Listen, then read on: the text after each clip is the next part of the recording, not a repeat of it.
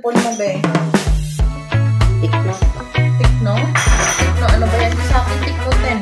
Pero ewan ko, parang hindi maganda ang Ano to? Saan binili dito? Bagong tikno. Magkano binili mo? 150. Ha? Sa'yo? Diyos ko, isang sahod? 150 man ang sahod natin dito. Sa inyo, 50. Sa'yo? 20. Sure ka ba?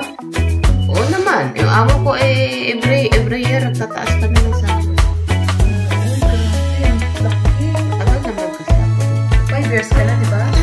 Ilang taon ka na? Dito? Ilang years na ba? 7 years? Laki ng sahod mo. Parang hindi pa ata. Mabot ba sa 30 plus? Mahigit ata no? 30 nga. Diba? 50? 50 plus?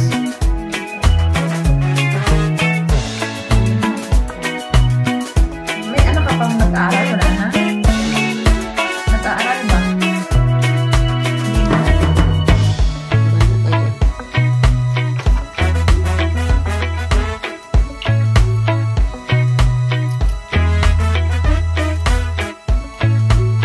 Kahit hindi Ramadan sa Saudi, araw-araw ginagawa ko. Ayan. Pati yung mga sambusan. Sabi ko sa amo ko, paano ko matuto yun na hindi man ako nagluluto. Nag-abroad ako ng papuntang Qatar, hindi man ako nagluluto at nag-alaga man ako ng bata in town. Ay, hindi man ako tagaluto doon. At pakialam ko ba dyan? Kung gusto nilang kumain, bumili sila. Ba't ako gagawa? Kung nagluluto ako ng Ramadan, oo. Lahat ako ang nagluluto. Pero yung ganyan, in-order nila yan doon sa Qatar. Isang piraso ng real dito sa real. Isang piraso? Isang ganyan? Okay, special man na po dyan sa kanila. Sabi niya, gusto ko kakagaya yung, sabihin mo, siya ang gumawa at gusto mo ako ang pupunta doon at siya ang pagawain ko at nanonood ako at pabor sa akin yung bibidyo ko siya.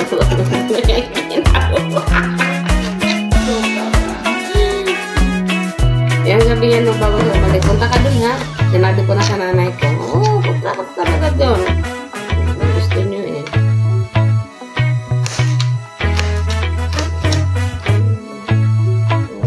Alam ko din kung paano niya ginawa yan na pares-parehas ang size. Kasi ako kasi gumawa, bahala na si Bathala kung ano yung size niyan.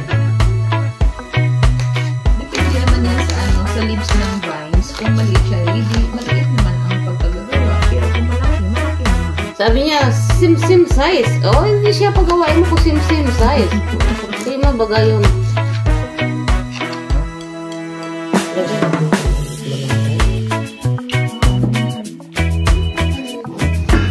Gusto kasi ng amo mo to eh. Kaya pag magluto kami, Gusto niya magpasikat. Hindi mo pasikat siya na. Ano yung bawang? Ano ba yun? Yung ahos, yung garlic. Walang garlic ba ito? Ayan eh. pasikat siya. Kaya nga pag magluto kami nito, Kating! Kating! kung matawag si mama, pinamamahan. Punta ka dito, nagluto kami ng ganito. Kaya nga, pagdating yung sarap ng ano na. Gusto ko matutunan mo po. Naku, huwag mo na nagdalang trabaho ko. Ano yan?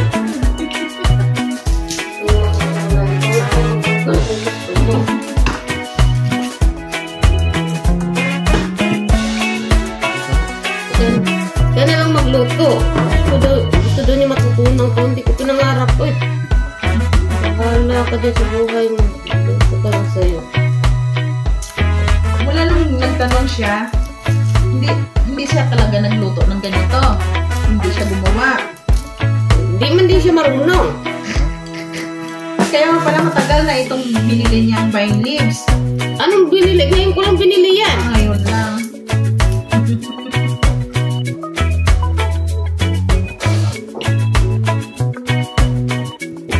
Alam ko ba gagas?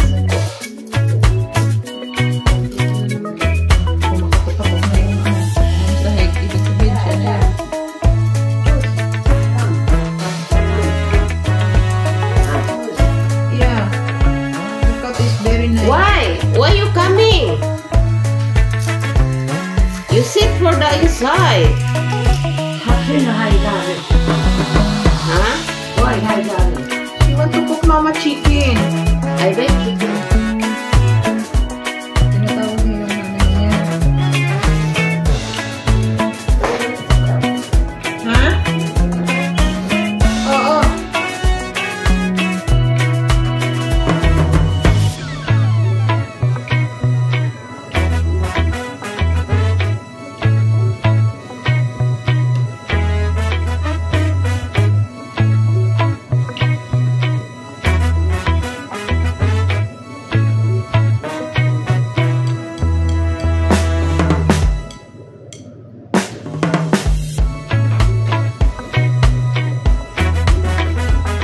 Itatali mo pa to sa ano?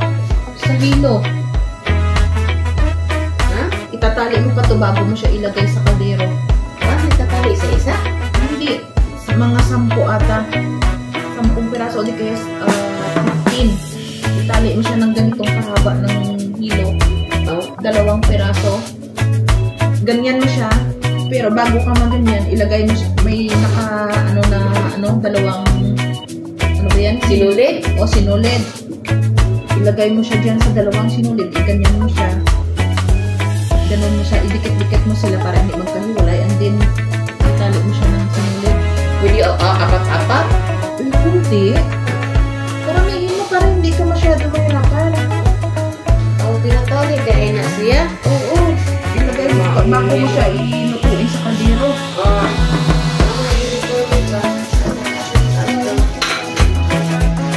Ha? Nakalimutan ko yung mga uniform ko. Bigay ko sa inyo. Hindi ka nag-uniform? Bigay mo sa amin. Minsan di man kami nag-uniform pag wala na kami ang suot na ano. Lagi sa bahay, hindi ako. Hindi ko makasuot ng uniform. Kahit na may bisita ko sa bahay. Pag wala na kami pang suot ni Maria, na pang bahay, Wala, alis uniform. na ako kung magpera pa kayo na wala na yan. Yung laki ng sahod ni Jumalin pala. Sa 300 na daw yung ano niya, yung sahod. 300.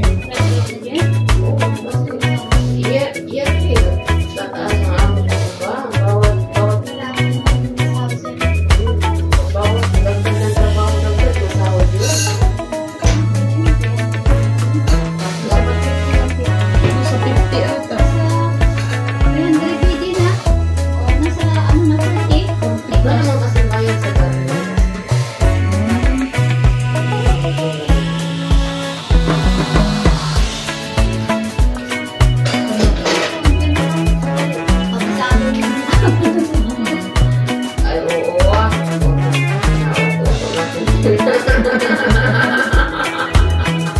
Sino ba ang mas mabait? Ang lalaki o ang babae? Di ba lalaki?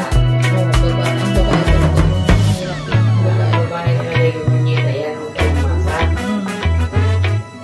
Alam ko yun.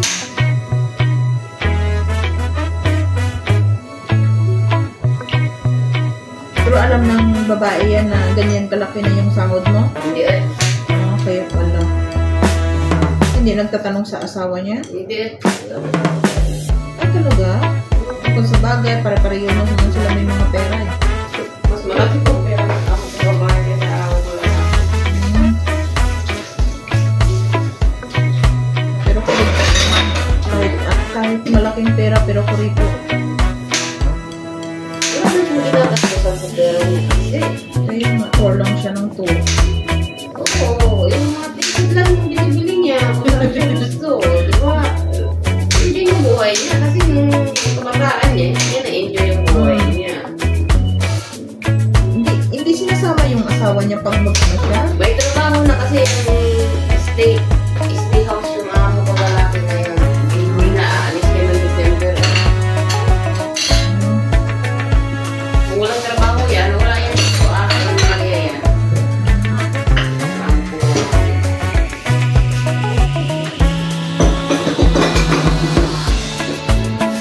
Kaya